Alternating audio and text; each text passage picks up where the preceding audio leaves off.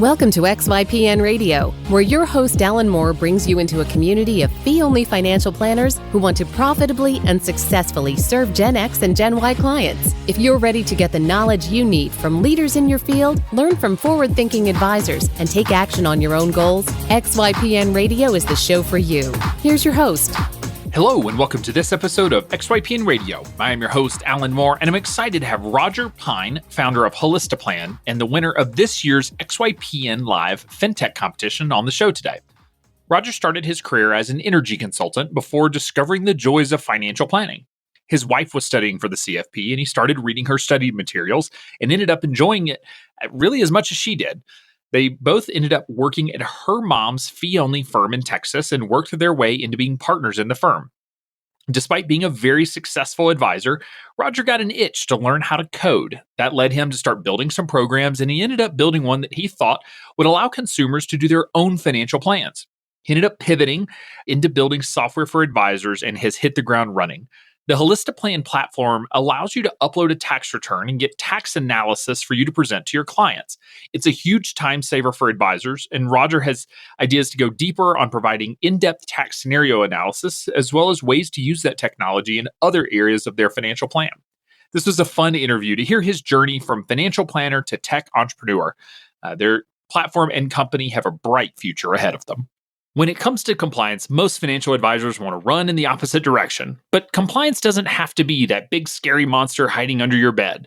Our free risk assessment guide will walk you through how to perform a risk assessment one step at a time.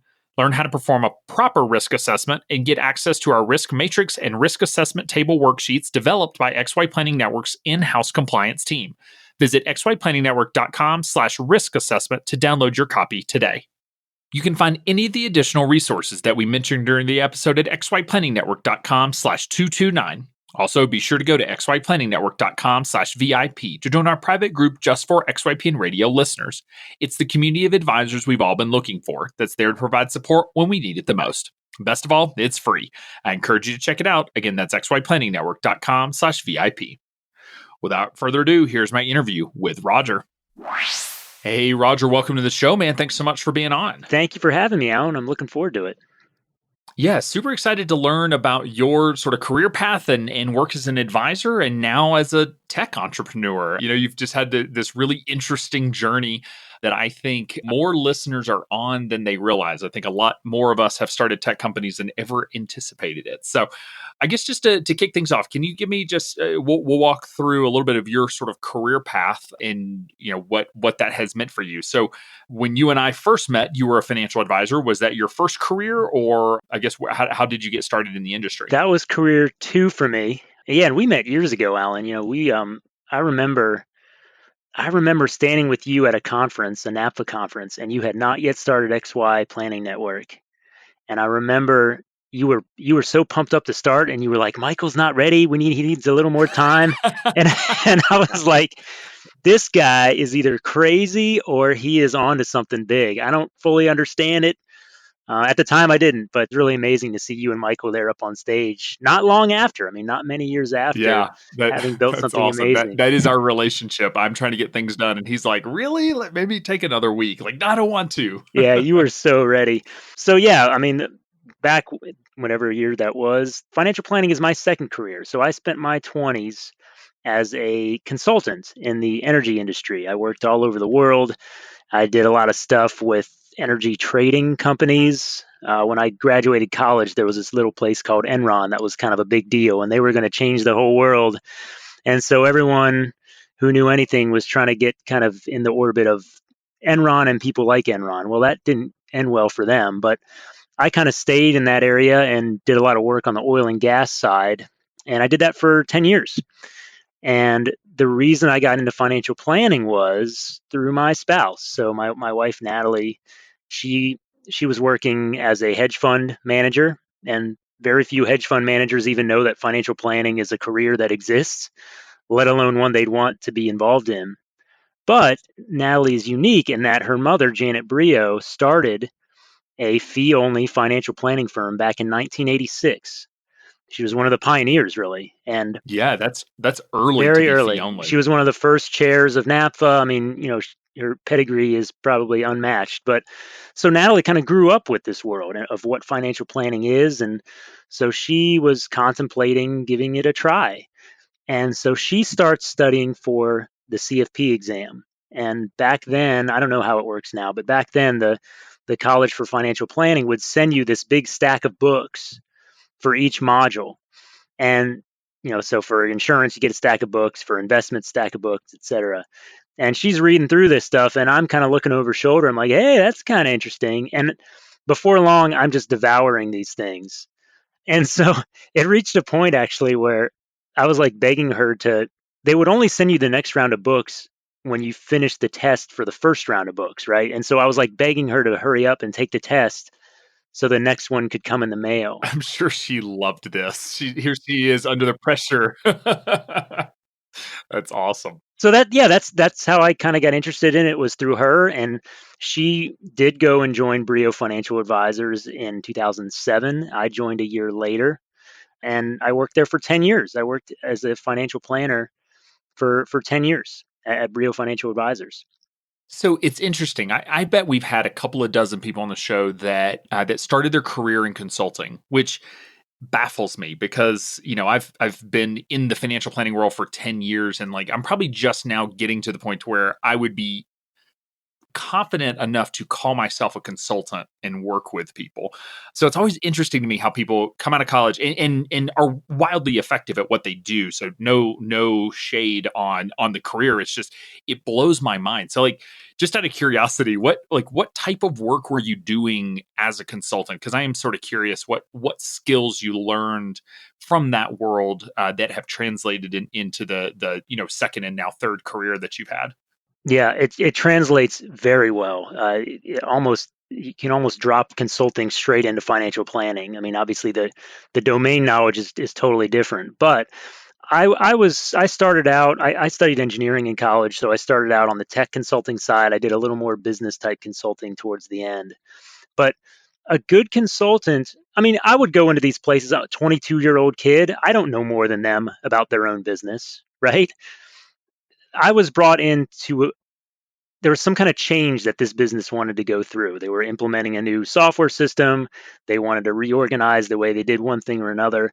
And sometimes they needed external help to kind of just think through how they were going to do that. A lot of times they already knew it. They just need someone to pull it out of them.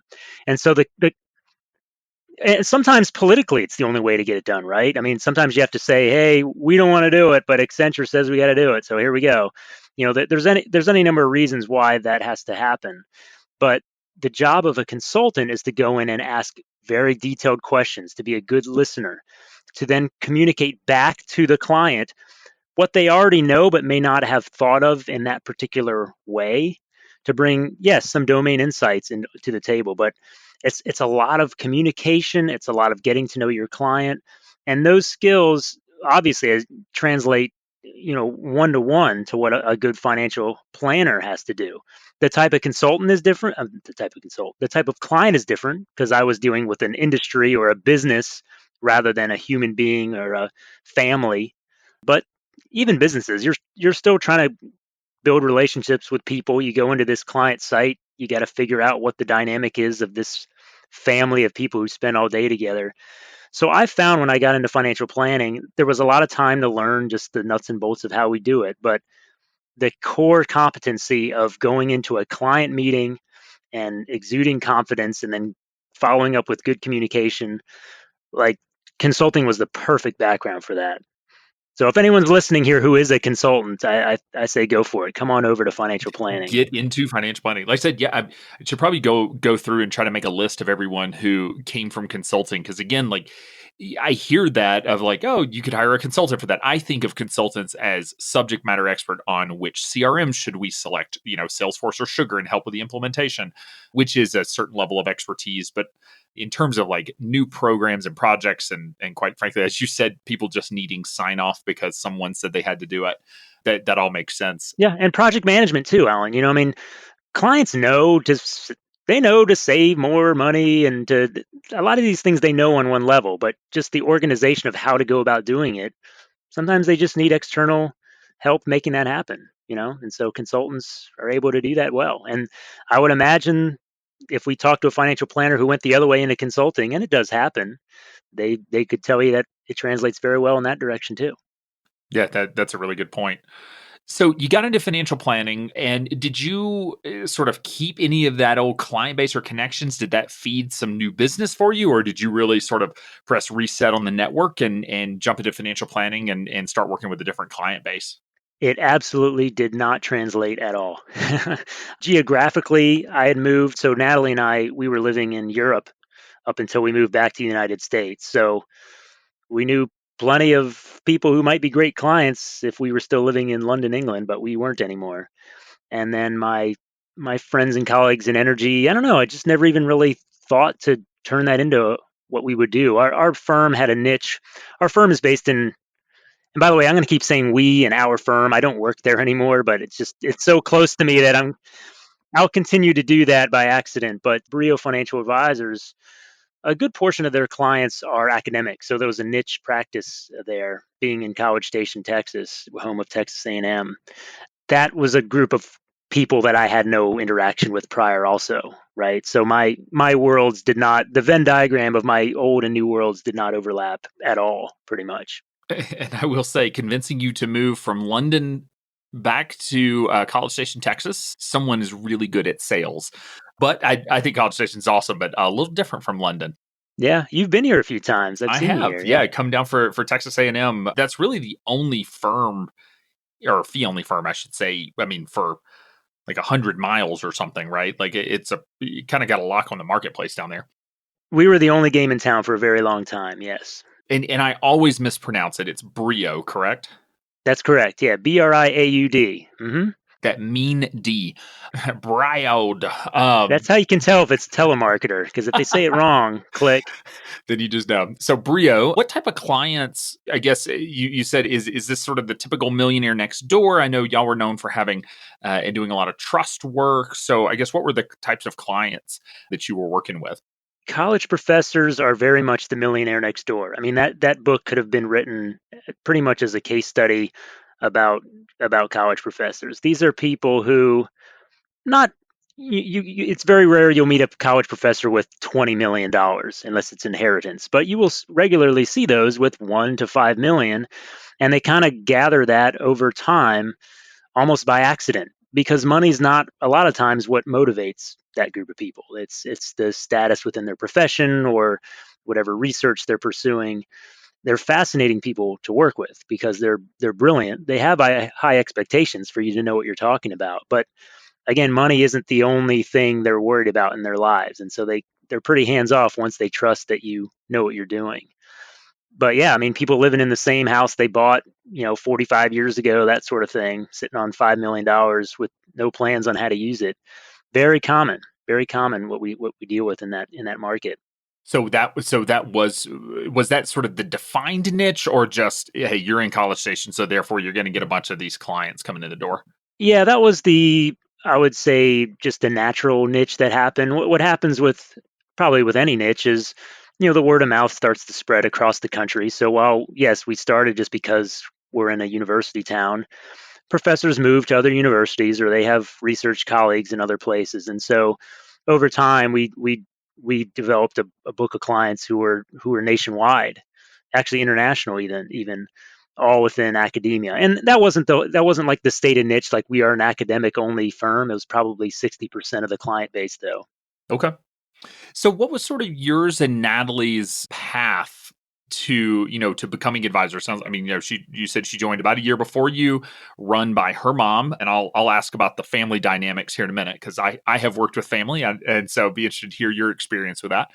But sort of the path to becoming planners or owners, or whatever it is, sort of whatever path the two of you have been on. Yeah, and I think our path is very common, very typical to what you hear in a lot of these firms where you have a charismatic founder who is used to kind of making all decisions, running their own show. Natalie came in a year before me, and she came from the hedge fund world, so they originally thought, oh, she's going to be slot into the investment side of what we do and maybe some operational type things. And that was, just figuring out a way to go from, again, charismatic founder to an ensemble approach to doing some of those things that takes time to do in any firm. So that was her route. I started as a paraplanner. So I started filling out forms and figuring out how to place trades and all that stuff. And slowly I started taking more ownership over the client relationships. And then I became an advisor under a lead advisor. And then I became a lead advisor. We didn't have these same names, but I became what most people now call lead advisor with, my group of 70 to 80 clients that I owned at that time. So were you responsible at any point in there for business development, or was it, just sort of the marketing machine was feeding the clients for the whole Yeah, firm? really, really no. And I saw our primary challenge when I look at my role and Allie's role when we came in. And you could call this business development, but it was in a roundabout way. Our task was to change the the branding of the firm from Janet Brio to Brio Financial Advisors. When we first started, and Natalie and I bought into the firm in 2011, you get a phone call in 2011, and they say, a prospect would say, "I'm interested in becoming a client. Please set up a meeting with Janet Brio." Right? To them, Janet Brio was the firm, and that's what happens with these solo founders who then bring on staff, and then she's a charismatic founder. That's the branding. They're one and the same. And our challenge, which took time, and I don't know if you call that business development or what, but we had to do all the things you got to do, like going off and being in the Rotary Club and joining the boards, all that stuff that I guess is business development. We didn't really think of it in those terms, but all that standard ground game stuff, yeah, branding type stuff, we had to change the way the community and our own clients thought about what the firm was. And now when they call in, they say, "I am interested in working with Brio Financial Advisors. Can I get an appointment with an advisor?" And that takes a long time to kind of turn that battleship.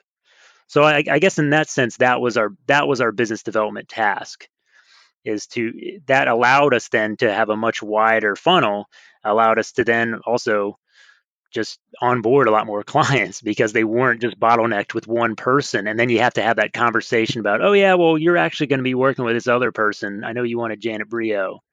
Right, you get the lesser than advisor, even though, just as talented from a literal financial planning standpoint. And that is it's something for people to keep in mind when you're naming the firm is, back in you said she started in the 80s. She wasn't thinking about succession 50 years later. Gosh, is it? Yeah, well, 40 years later. I'm sorry, Janet. So what, 40 years later, like you're not thinking about that. And so, that it becomes top of mind later on. And so it is a good reminder for advisors, even if you say like, "Hey, I'm going to be a solo advisor. I'm building a one person shop here. Maybe I'll have an assistant, but that's it." That's awesome. That's fine. But it may also be the time in your life, and there may come a day where you say, "Yeah, like I do want to get some value out of this thing that I've built and be able to sell it." And it's a lot easier to sell if it's a business and not just a solo practice. And so, moving away from a name can be really hard. Yeah, and we didn't see any value when Natalie and I bought in. We didn't see any value in changing the name to Brio Pine or any of that nonsense because, again, it would have been the same thing with whoever comes along next. Just keep Brio and go with that. It's because it's a word that's kind of a different word. We did keep that rather than changing it to academicadvisors.com or whatever. Because it's so distinct, we felt like that was a brand in and of itself. No, it's a great point that Brio does not sound like a name. And so people may think like, "Oh, I wonder what that is." And I don't know if that word is something out there or, can make something up for its meaning beyond a last name. But good luck. Something to Google. So I am curious about the dynamics of working with family, because this is something that has come up for listeners will email me sometimes and ask, because they know that my wife works at Advice Pay, our payment platform, and my mom is actually a bookkeeper with FA Bean Counters, one of our service lines. And my brother was our prior COO before moving back to Texas. And so I have worked with a lot of family in different capacities. So I'm curious what it's like working with, or what your experience was working with your wife, because I could share some of my experiences, but I'm interested to hear yours. Yeah, not only working with my wife, but with my mother-in-law as well. It is a double-edged sword. On the plus side, especially when you're talking about a business partner, that is as close a I mean, that's becomes family, like it or not, but you are bonded with that person in a very deep way, and you have to really deeply trust that person when you start that partnership with that person. With us, because we were family, we didn't have to. We knew that all of us were rooting for each other, if that makes sense. Like we all knew that underlying level of trust. We all understood each other's values very deeply because we were family with each other and we knew each other, right? Janet knew her own daughter, so bringing your daughter on as a partner in that sense, you know everything about. Well, you think you know everything about your kids, but you you do. I mean, you have a good understanding of what they stand for and what they're in it for, and so that is the positive. So we were able to cut out a lot of the kind of dating aspect of finding new partners and working together. Right, that part we got to go straight past. On the flip side, the negative is it adds another dynamic to your family relationship. The business is always going to be there. Natalie and I are home from work and something's going on at the business. Well, it's not like I mean, we were not great about setting the boundary of, okay, we're not going to talk about business or whatever is bothering me or whatever you said in that meeting. That's very difficult to do.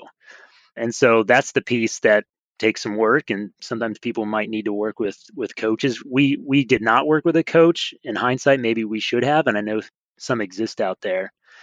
But that's kind of that you take the good with the bad. The good is you I think it's very easy to trust your family in a way that's different from someone else, at least from the get-go. I mean, obviously as you work with a partner, hopefully you earn the same level of trust, but the stakes are higher, and you can take liberties maybe saying something in a meeting that's not as professional because it's your spouse or because it's your mom or dad that you would never have said to someone who's not family. Which can be good, but it can also be bad. That can be tough if there are people in the room, especially that are not family. Yeah, totally. Yeah. I mean, humans, like we're a social animal, right? And we have hierarchies, and those hierarchies change based on where you are. If I'm having dinner at Janet's house, it's a different hierarchy than if I'm in the meeting room with her and we're sitting there talking as partners, right? One level, I'm the son-in-law, just be quiet and eat your dinner, and the other one, it's like we're business partners. Let's argue about this thing if we need to argue. And you and moving seamlessly across that, we always have to navigate that as humans, but it's just another layer of complexity that wasn't there before. On the balance, though, I'm very glad we did it. I got to know my mother-in-law Janet in a way I never had before. I have a huge amount of respect for her, not just as my mother-in-law, but as a business owner. That's something that I'm really glad I have. You know, I treasure that. Yeah, I really appreciate you being willing to share that, because I think my experience has been very similar. Where I would like to be able to say that before I went into business with family, we sat down and had a really, we wrote up exactly how we were going to interact at work and all that. But of course, none of us did. You just sort of figured out as you go, and yeah, you'll be eating dinner at night, and something about work comes up, and suddenly, I'm in the position where technically I'm the boss, and so suddenly I'm talking to my wife about something she needs to go do for work. And it's a little weird. And I have to be really careful that, like, all right, like when she's, talking about work, I'm like, okay, am I your boss right now? Or am I your husband? Like, are you just sort of complaining about a challenge right now? Or am I your boss and like you need me to solve a problem or tell you to go solve it? And so, yeah, we are terrible, and I shouldn't say terrible about doing this. We have made the conscious decision to not leave work at work.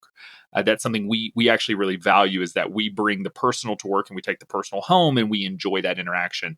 But there are some folks who need and prefer to compartmentalize, and that's totally fine. You just need to be on the same page, so one of you's not doing it one way and the other trying to do it the other. Yeah, I think the reality is anyone with a bit of entrepreneur blood in them, it's very hard to compartmentalize like that. You're always kind of bubbling up ideas about that, and we have fun with that. Like Natalie and I are both in businesses now. She's still at Brio, and she's the managing partner there, and I'm doing my new thing, and we still talk about work all the time because we both find it fascinating, and we it brings us a lot of meaning to our lives. So, but I think it's probably maybe a little easier now that we're in different businesses in the Yeah, same one. but still know the business. I think it's I hate to quote statistics off without having it in front of me, but something like 80% of partners or spouses can't tell you the correct job title or job duties that their spouse has. I mean, like in the end, most couples don't actually know what the other person does. And so when you work together, you do, and you know exactly what they do because you're there for all those conversations, and it's really cool to be able to know the personalities of the people that they're talking about. If they're having this, they had this really cool moment at work, or a struggle with a client, or with another team member, to be able to talk about it and know that, all right, I know who that is. Like they probably meant well, and be able to talk about it. But again, good and bad. And I do want to also preface this by saying there are some listeners who are thinking there is no way I would ever work with my wife or my mother-in-law or my brother, and that is totally fine. Okay, that doesn't mean your relationship is less than ours because we have worked with our partners. Every relationship is different, and that is okay. So you just have to know yourself and be willing to just be authentic about that. So I'll put that preface out there. So you're working as an advisor, you're climbing the small business ladder. Calling a corporate ladder would be The unfair. step stool. Your wife is the step stool.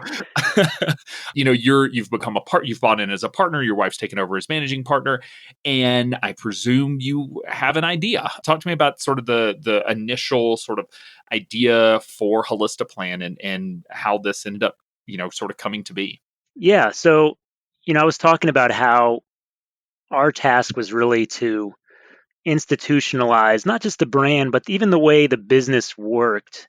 When you transition from charismatic founder to an ensemble practice, you're starting to do things like take the knowledge that's in that one person's brain and spread it out and institutionalize it and create written processes and have your systems enforce those processes. That was a lot of the work that we were doing. And I found that to be really fascinating work. The idea of really the motivation was always like, can we do more? Can we do more for clients? And there's always, that's the thing about something like financial planning. There is always another thing you could look at. You could look at their whatever it is every single day if you wanted to. You could haul out a new document every day. It's not practical because we don't have the efficiencies to do that. But anyway, the point is we were trying to do more and more. And so that meant trying to find more things to do, but also the efficiencies that will allow us to deliver those new areas of planning in a way that we could do it well and that we could do it completely. And it wasn't just Janet or the lead advisors doing it. It was something the full company could do. And so that meant building institutionalized processes. And then it moved to what I like to call an assembly line approach. I think in XYPN, y'all are calling it a financial planning calendar, but basically instead of just hodgepodge, hey, you're coming in next week, let me look at all your estate stuff and this, it's okay, it's October, I'm looking at everybody's estate stuff, and it's May and I'm looking at everybody's tax return, and it's June, I'm looking at everybody's benefits or whatever it is. The reason I really like that approach is you start to see amazing insights into how to do things better. When the whole company is looking at tax returns at the same time and you're all running the same checklist, your new ideas are starting to bubble up about how to do it faster. Here's another thing we need to look at. I saw it on this return. I really enjoyed that process and just getting better and better at doing more and more financial planning work for clients. Yeah, and I'll say most firms don't operate that way. I love Kitces has a quote in one of his sort of the future financial planning presentations, and he talks about how today we have a meeting to find out if we needed a meeting. Yes, I think we're too reactive as a profession. Right. And so, if you sort of structure it out and say, okay, in October we're doing this thing, then your team knows a month out what data needs to be collected and then what needs to be analyzed. And it's very rare that you're going to look at a tax return and be like, okay, everything's good, moving on. Like there's going to be something there. And so, yeah, to your point, we call it we provide an annual service calendar, but it really is just structuring that planning process to say, what are you going to do and when are you going to do it? Whether each client is on their own schedule. I like your way of every March or every October we're doing the same thing, but really helps to streamline and probably catch a lot more stuff than when you're just sort of like ad hoc reviewing a tax return whenever it shows up and hoping you catch everything. Absolutely. And you start to build template, because you're starting to write the same email over and over again, right? Well, then the company starts to build a template and you improve upon it as you go. I just really enjoyed doing that and improving how we delivered financial planning. And so that might have been the germ that kind of grew into what Holistiplan is today. Another thing that happened, and this is 5 or 6 years ago, is I had a New Year's resolution. I take New Year's resolutions very seriously, and one of mine, I can't remember what year it was, is I'm gonna learn how to make dynamic websites. Like I really was interested in doing that.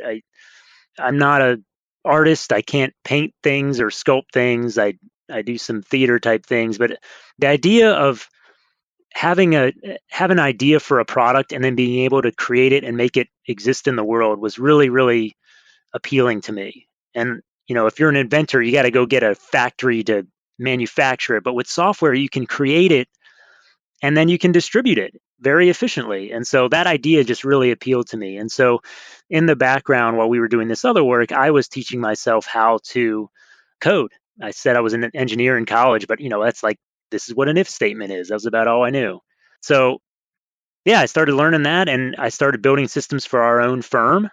So you decide to teach yourself how to code. You mentioned earlier a little bit of a background in engineering, but was this was sort of your first foray into learning how to actually write code? And so what was that process like? Yeah, so I found randomly some blog post that said, here's how I learned how to make websites. And I just followed everything in that blog post. And the blog post was like, this is 6 weeks to be able to create a prototype startup web company or website. And so I followed that. And it's true. I was able within like a month and a half to be able to make a very rudimentary set of stuff. And I just kept working at that. And I built systems then that we used within the firm, all of our billing, the way we route some of our trades throughout the firm. That was all on code that I had written. And so I was kind of learning how to do that. And so what happened is about 2 years ago, I could not get out of my head the idea that we've got something here with this assembly line approach to doing financial planning.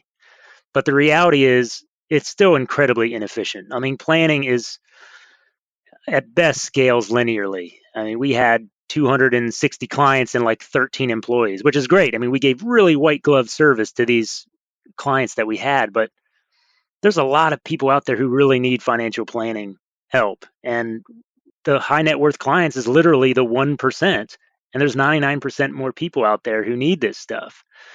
And so I was thinking, all right, what is a scalable way to deliver financial planning? The first technology I thought of is one you've probably heard of. It's called a book. Very scalable, right? Extremely scalable. Like you write everything you know down in this book, and then you can sell it, and you sell it to 1,000 people, and now 1,000 people know everything you do about financial planning. I quickly discovered that writing a book was a good way to not have very much fun and not make any money, which are two prerequisites I have for any business venture I enter into. So that was not it for me. And also in the back of my mind, I knew I wanted to do something that was software based. And so I said, okay, forget a book. Let's build like a consumer facing kind of choose your own adventure financial planning system that would allow them to enter things about themselves. Do you have children? Do you not? How old are you? Or, and then it would kind of spit out some financial planning recommendations that you could start to kind of self-help build your own financial plan. And I actually built a whole product on that, and I was beta testing it, and it did not take.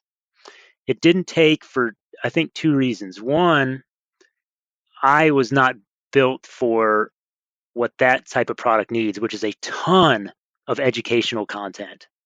I mean, I'll give you an example. Client acquisition is tough. Oh, I mean, well, it's the I'll talk about Holistiplan for a second. I know we're getting there, but like Holistiplan, I might have one line where I read your tax return and I see that you've got some charitable donations. All right, you're married and you've got $20,000 worth of charitable donations. To a financial advisor, I would just say, hey, I see that you've got charitable donations of 20,000 this year. If you double that up using a donor advised fund, you can get a $40,000 itemized deduction this year and then take the standard next year.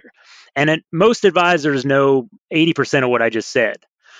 But if I'm going to try to explain that over like a video, like a YouTube or like a blog post to somebody who I've never seen, and they're on the consumer side, I mean, that's 30 minutes of background. This is what an itemized deduction is. This is what a standard deduction is. This is what a donor advised fund is. And I was realizing like that's going to take all my time is building that stuff instead of getting into code, which is what I wanted to do. And then the second thing is I don't think, people hire financial advisors because they don't want to do this stuff. Like they don't want to sit through 20 hours of learning about it to do it. They want you to do it. They want, again, we were talking about consulting earlier. A lot of these companies knew the things that they had to do.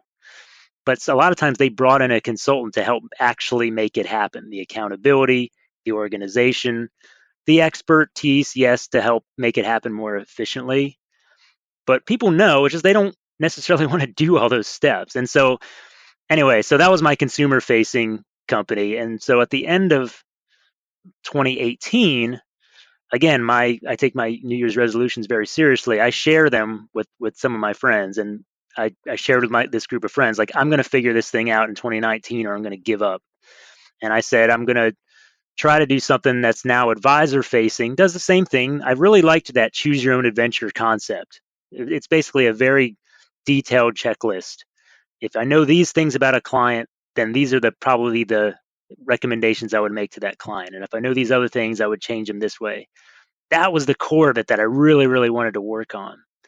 And so I shared that, and that was 2007, or that was New Year's the end of 2018. So New Year's of 2019 this year. Oh wow! And then okay. and then one of my friends, Kevin Lozier, who's an advisor based out of Virginia, around February we started talking, and he was really interested in this idea. So February we started Holistiplan, and that was what it started out as. Was really just an enormous choose your own adventure. Basically, I showed him the original prototype was like all these boxes where you'd fill information in about your client, and then it would spit out some. I'm careful not to use the word recommendations. These are observations. You, the advisor, make the recommendations, but that's what it was. And Kevin took one look at it. My screen with like 800 boxes on it, and he's like, "I'm not filling that in."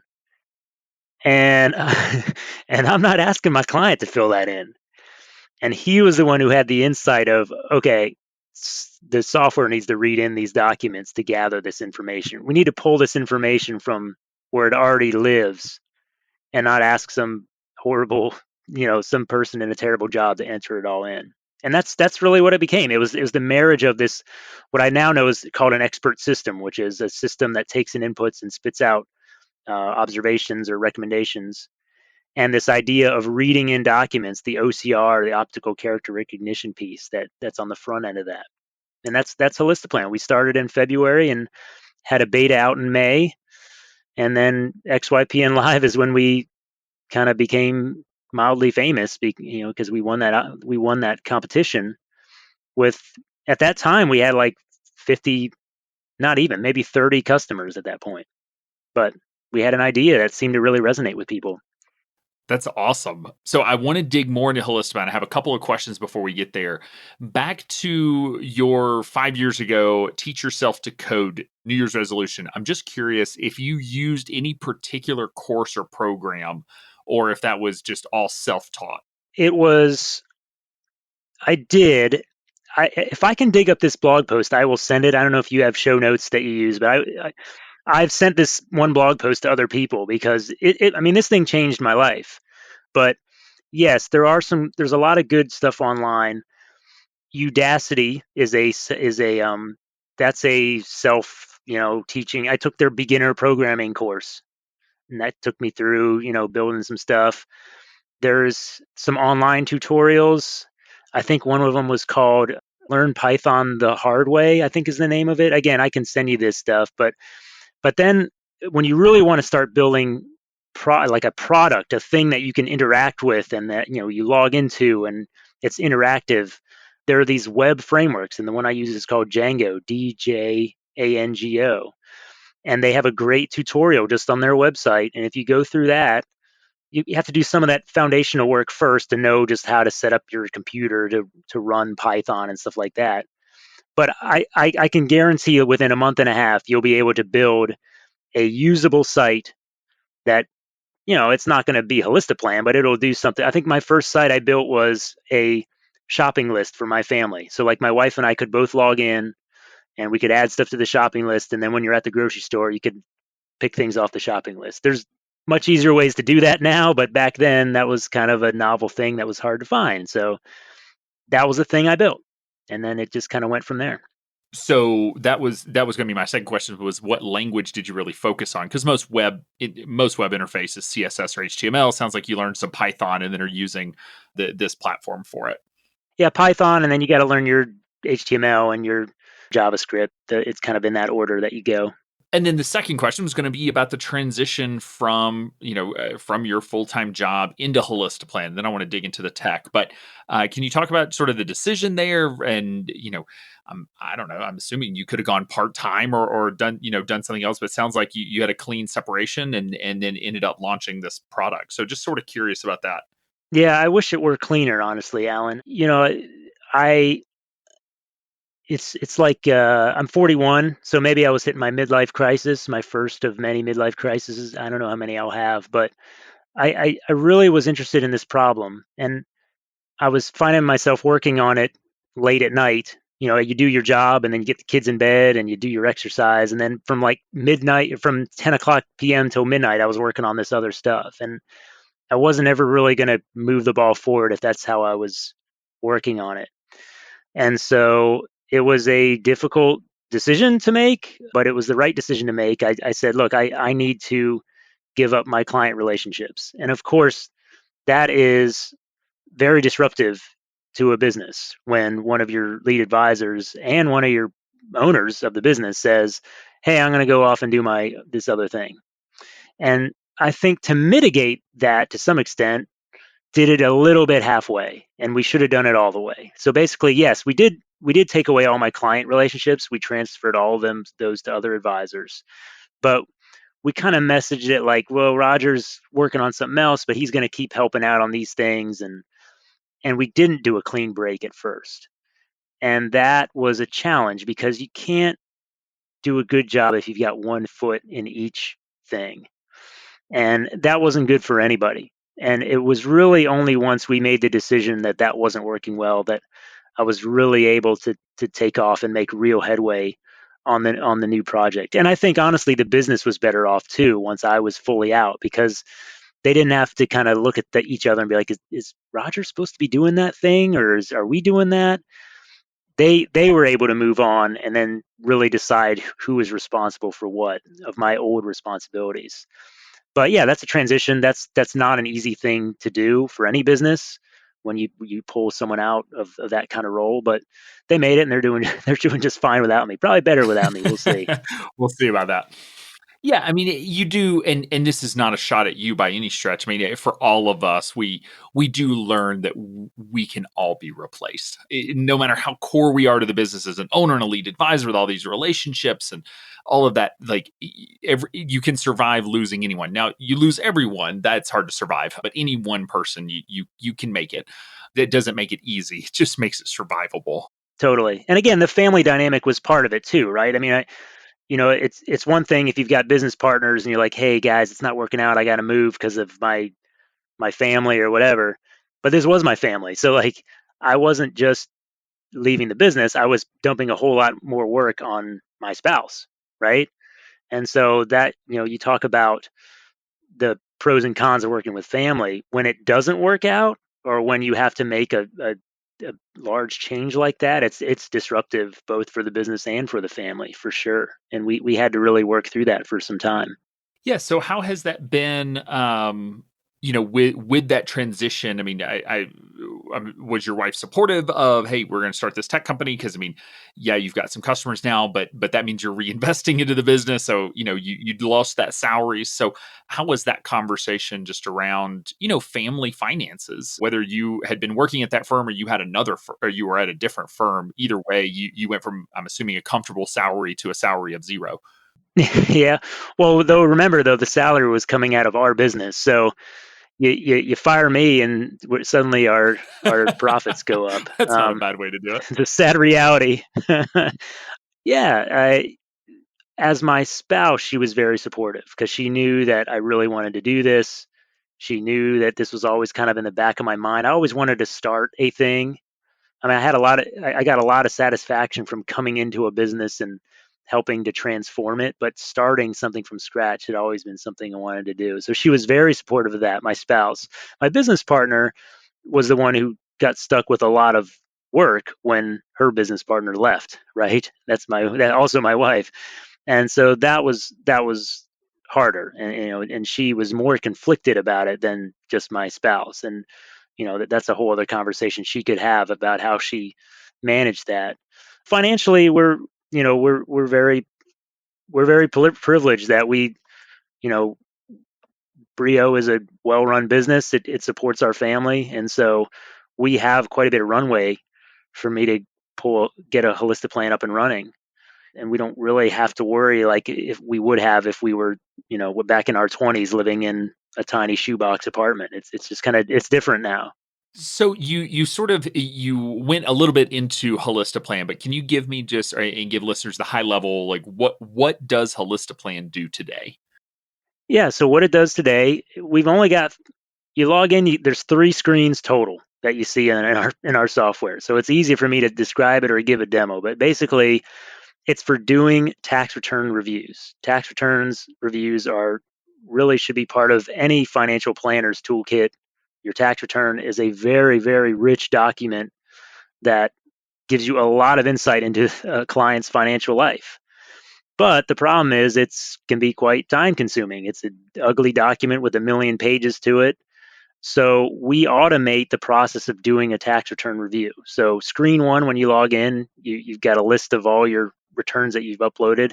If you want to upload a new one, you upload the PDF. There's a button to do that. The software reads it in. It runs the optical character recognition on it and kind of pulls all the relevant data out of the tax return. And on the back side of that is this report that basically in a 1 to 2 pager has some observations like that example I mentioned earlier about the charitable donations, other stuff like, hey, you're in a low tax bracket this year, consider doing a Roth conversion, and on and on. This is what you need to do to avoid an underpayment penalty. Make sure that you pay at least this amount in estimated taxes, stuff like that. And then a lot of it actually is just showing the client some information they may not have even known was in the tax return. Like, this is what you're paying on capital gains. This is what you're paying on your next dollar of marginal, or on your at the margin of ordinary income.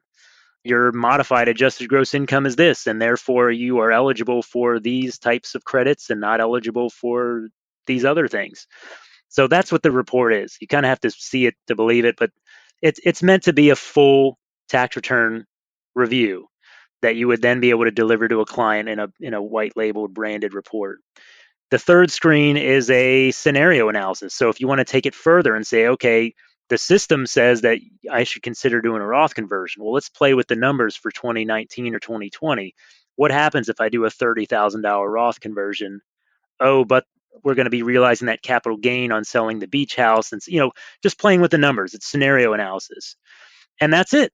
That's the software right now. It's end to end. You start with a tax return and you finish with this report, and then also some scenario analysis to kind of talk through the client what they could be doing in the future. To me, it's a critical way to engage with a client where you may not have been engaging with them before, or even if you were, it's a way to do it a heck of a lot more efficiently than before.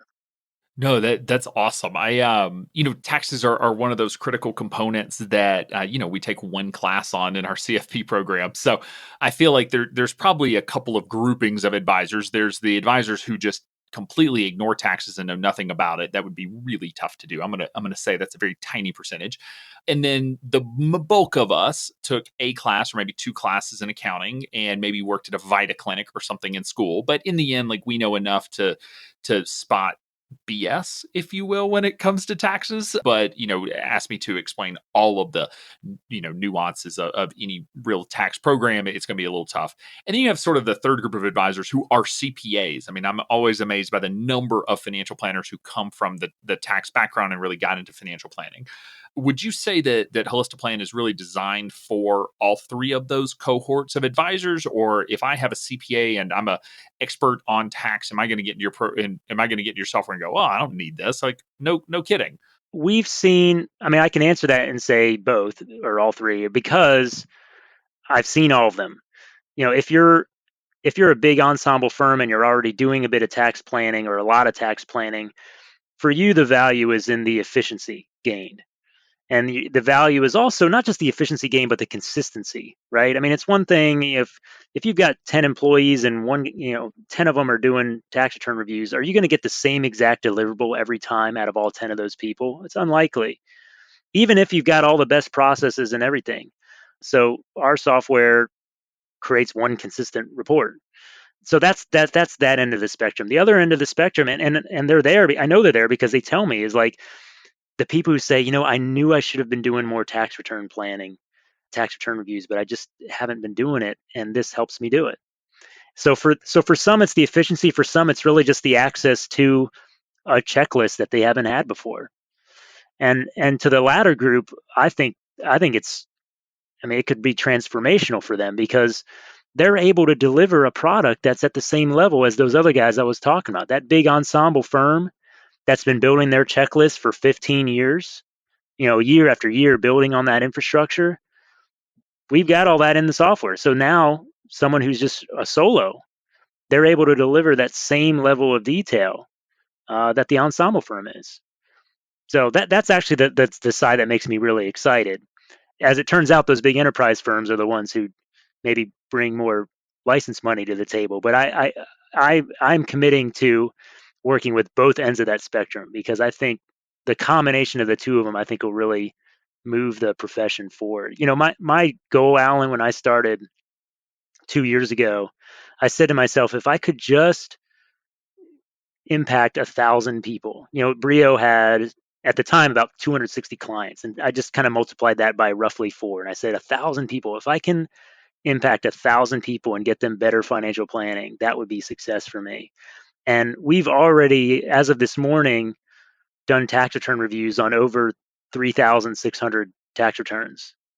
So I've already managed to go beyond what I ever thought I would do in my wildest dreams. So now I just got to lean into it and see what we can do next, which is, I think, enable planners of all stripes to do better work for their clients. So, like you, I was part of starting a tech company with a background in financial planning. I, however, was not smart enough to go learn how to code, which hurt us, which is its own story. Since we got taken by a development group early on because I didn't know how to review their code because I couldn't read code. We figured it out. So thanks to the team pulling it all together. Talk to me about sort of, you were an advisor, now you're a tech entrepreneur, and maybe a little bit, sort of what's different about your day to day and the life of being in tech versus financial planning service. Because I know we have some listeners that have an idea for tech that they want to build, but they're not quite sure what does it mean to be a tech entrepreneur. So any insight on that? Yes. Well, the good news is our backgrounds as financial advisors, as financial planners, really helps us in this industry because our standards for delivering service as financial planners and financial advisors, the level of empathy that we bring to the table in that profession is wildly different from what is expected or what is the norm in the world of software, right? So I think we're able to really wow people when we actually care what they have to say to us and we respond to their emails with some empathy. So that's a huge leg up that we have as financial advisors. There have been challenges. One thing that I am still trying to get used to is when, especially working for a firm where you trying to deliver very high, working with high net worth families, white glove service. We really strove to push out a perfect product every time. With software, you're sometimes pushing out a product that is good enough, but not perfect. And in fact, you're always chasing perfection with software. There's always more tweaks you can do. There's always more features you can add. There's always a bug you can fix. And that can really weigh. I mean, when you're used to being able to really just work on that email for an hour before you send it out to the client, and now you're pushing stuff out much more quickly in a software environment, that has been something that I've struggled to get used to. I feel like morally, I'm used to a different level of product that I'm pushing out. I'm not saying Holistiplan's trash, but I mean that the reality with software is like there's always little things you're trying to fix. You know what I mean? Especially when you're new. And so that was a thing I had to get used to.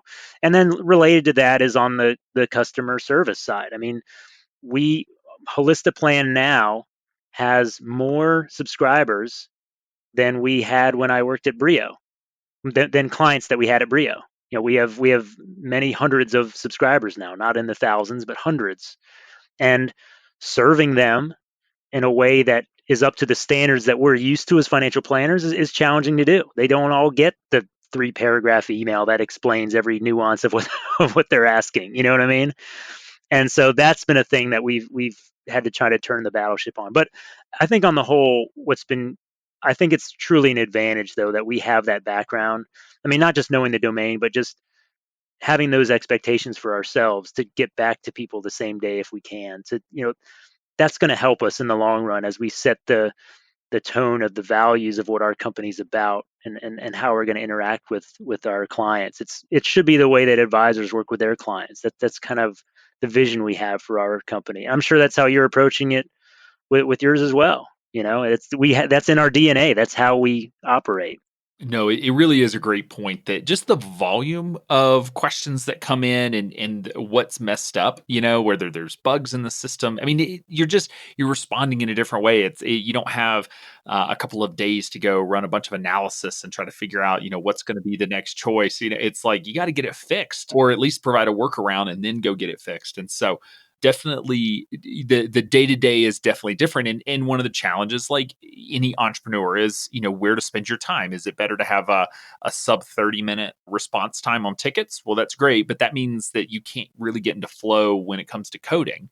Anyone who is a developer or has worked with developers know, like, I mean, they can get into a flow and write what appears to be a month's worth of code in a day, but if you go in and interrupt them, it'll take them a day to get back into it. And so those are tough decisions when you're by yourself or working with some contractors and that sort of thing. So just very different. Just curious to hear your experiences on that. Oh yeah, totally. Yeah, we're living that for sure right now. It's fun though. What's great though, Alan, is our clients are financial planners who are like the greatest, nicest people, most supportive people on the They planet. really are. And so, like, even when something's going wrong, and again, I'm making it sound like the thing's a hunk of junk, but I mean, I don't think it is. I think it's a great product, but there's things that can be improved, and people are like so supportive about it. It's amazing. And so that's been really gratifying to be able to work with people who get it, and they see the promise, and they're rooting for us to succeed. That's been wonderful. Yeah, I will say when you start double billing their clients, they do get a little angrier, as they should. That was our alpha product 3 years ago. So if you're listening now, that can't happen anymore. Yeah, early on when we launched our alpha product, it was a client could click pay, but if nothing happened, they clicked pay again and then pay again and then pay. Every time they clicked, it would create a new subscription payment. And so, again, one of those things that every time we tested it, we just clicked the button once. We didn't think about clicking it 3 times. And, every single client apparently decided to click that button 3 or 4 times. So we were like, wow, look at all these subscriptions. And we were like, oh no, it's all the same name. So anyway, lessons learned from tech. That is software development right there. Yeah, you spend 10% of your time building the thing, and you spend 90% of your time learning ways that people use the thing in ways you would never expected. We had a bug recently where someone was adding an analyst account, and it's just a sort of a admin, and you can add one just fine. But if you go to add a second one without refreshing the page, it was throwing an error, and you're like, oh my gosh, like, and again, you just don't know, and when you find it, you fix it. But that is a very different sort of project management in technology is very different than project management in financial planning, I'll say. And maybe there's lessons to be learned there about how to improve our planning process, with some of the agile, sort of development processes that have come out of tech software development versus trying to create the perfect 100-page plan, actually, creating a resilient system that's responsive to the client. There's probably some lessons to be learned there. I'm not the one to teach them. I'm still learning about, how to run a team of developers now, rather than just me in my mom's basement coding away. That's a whole other set of skills that I've never had to do. Yeah, whole other thing. So as you look forward, I mean, if you're able to share sort of what's the vision for Holistiplan? I mean, you can go super niche and just be the world's greatest tax return analysis software. You can go maybe deeper into tax planning and maybe start doing tax projections and tax returns. I don't know, that all of that software is pretty terrible.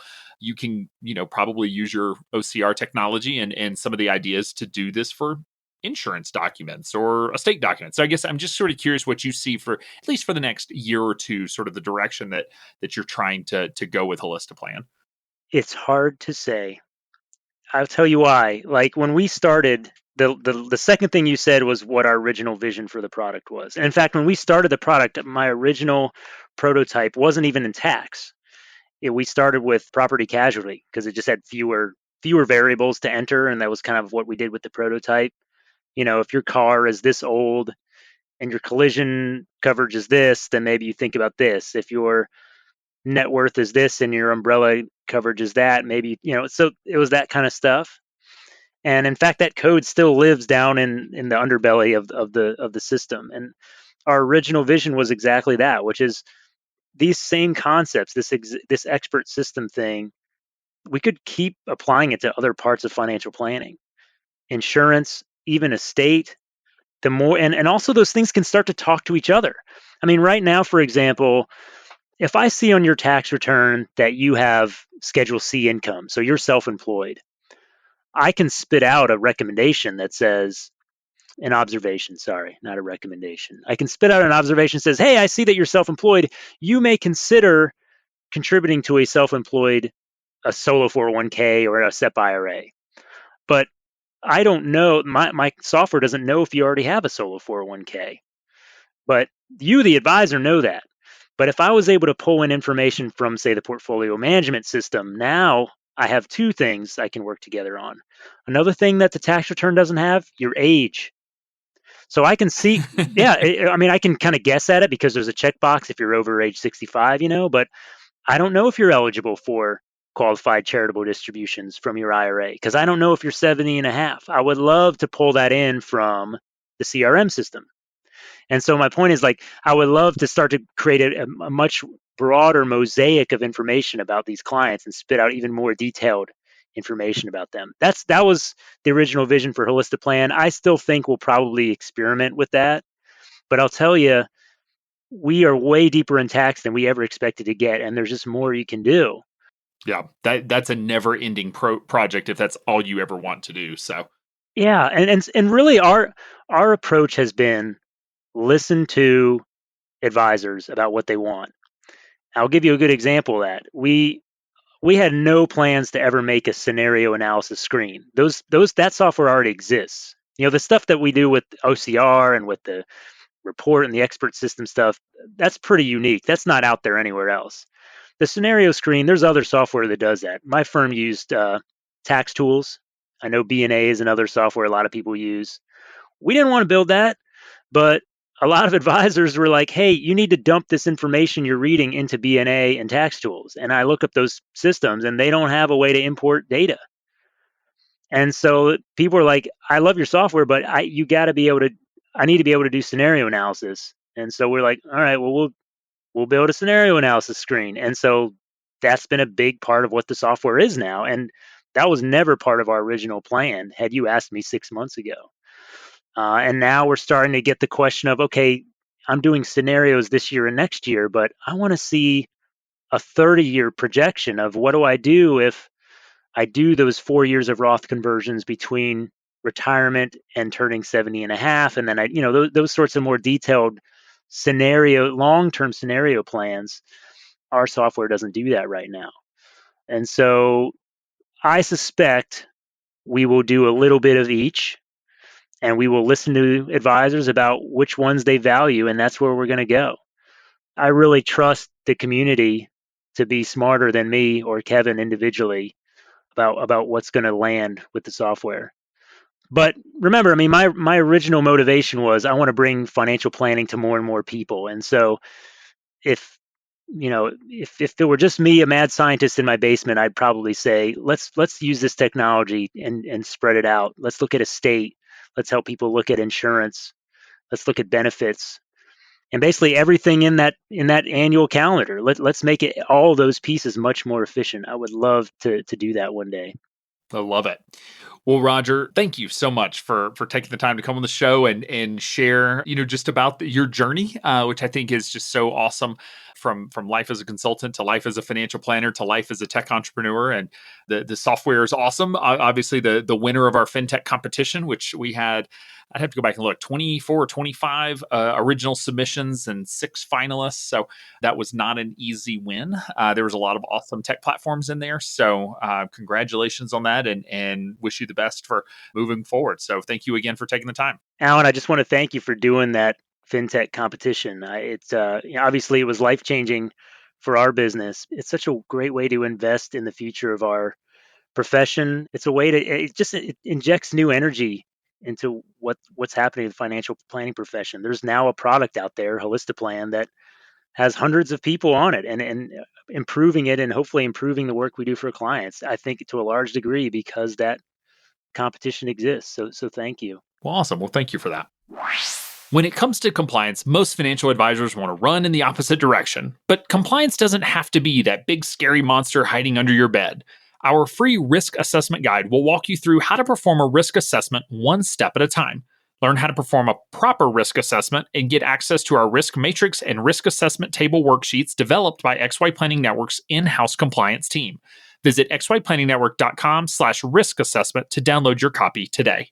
Be sure to join our VIP community at xyplanningnetwork.com/VIP to hang out with other XYPN radio listeners, ask questions for future mailbag episodes with myself and Kitsis, and to finally find a community of like-minded financial advisors. Thanks so much for joining me today. We'll see you next time.